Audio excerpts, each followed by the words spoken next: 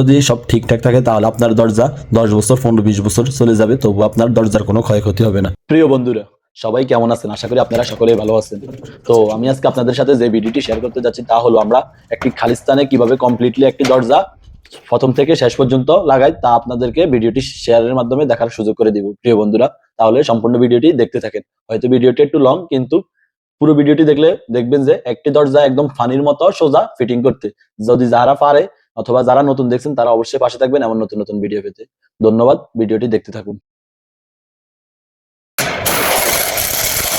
একটি কথা বলে রাখি, আপনি যখন দরজা ফিটিং করতে যাবেন তখন আপনার উপর নিচ এবং দুই সাইড দেখতে হবে।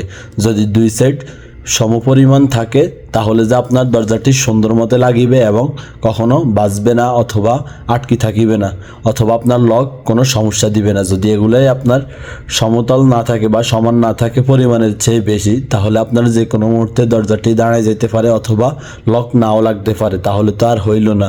সুতরাং আপনি যখন দরজা ফিটিং করতে যাবেন উপর নিচ এবং দুই সাইড যে পরিমাণ গ্যাপ থাকার প্রয়োজন ওই পরিমাণে গ্যাপ রাখতে হবে। আর এই গ্যাপ রাখতে গিয়ে অনেকে সমস্যায় পড়ে যায়। আর এই দরজাটি আমি টোটাল ফিটিং করতে সময় লেগেছে 15 মিনিট। আপনারা পুরো ভিডিওটি দেখেন। কিছু আমি কেটে সেটে ছোটো করে নিলাম, 8 মিনিট অথবা 7 মিনিটের ভিতরে নিয়ে আসলাম। পুরো ভিডিওটি দেখলে আপনার সম্পূর্ণ ভিডিও বুঝতে পারবেন। যে দেখেন, আমরা দুই সাইডে অনেক খেসাব অথবা ফাইবার বলে যে যেভাবে বুঝে এগুলা দিয়ে দরজাটি সমতল চারো সাইড সমান করেছি। এগুলা করতে গিয়ে অনেক মিস্ত্রিরা ভুল করে ফেলে, যার কারণে আপনার দরজা অনেক সময় ভেঙে যায় অথবা কবজা যে জিনিসটা আছে কবজার উপরে তো দরজা ঘুরে ওইগুলো সমস্যায় পড়ে যায়। আর এগুলা যদি সব ঠিকঠাক থাকে তাহলে আপনার দরজা 10 বছর 15-20 বছর চলে যাবে, তবু আপনার দরজার কোনো ক্ষয়ক্ষতি হবে না। এই হলো পুরো ঘটনাটি। তারপরেও পুরো ভিডিওটি দেখতে থাকেন, অবশ্যই আপনার কাছে ভালো লাগবে।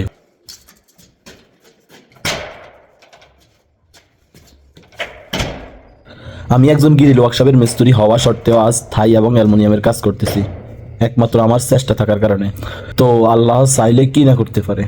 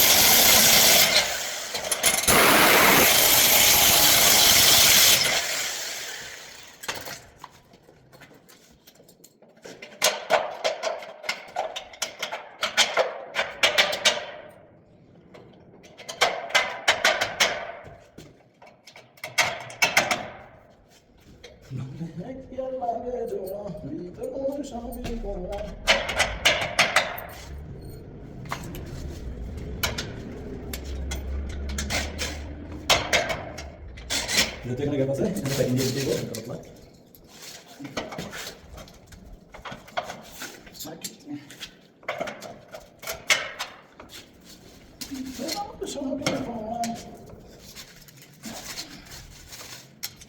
এখানে প্যাকিং দেওয়ার কারণে এখানে মাঝখানে লক আসবে আর যদি লকের যে হাতিগুলো থাকে ভিতরে এগুলো একটু ছোটো থাকে যার কারণে লক লাগতেছে না যার কারণে প্যাকিং দিয়ে দিলাম এখন মন মতো বলগুলো টাইট দেওয়া কোনো সমস্যা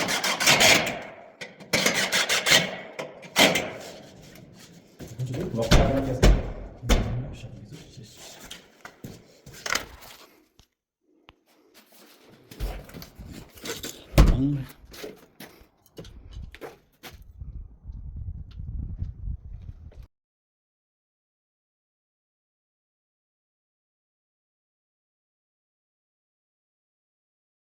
আপনারা যারা আমার পুরো ভিডিওটি দেখছেন আপনাদেরকে অন্তরের অন্তরস্থল থেকে জানাই ধন্যবাদ। আবার দেখা হবে অন্য কোনো নতুন ভিডিওতে। প্রিয় বন্ধুরা, থ্যাঙ্কস ফর ওয়াচিং।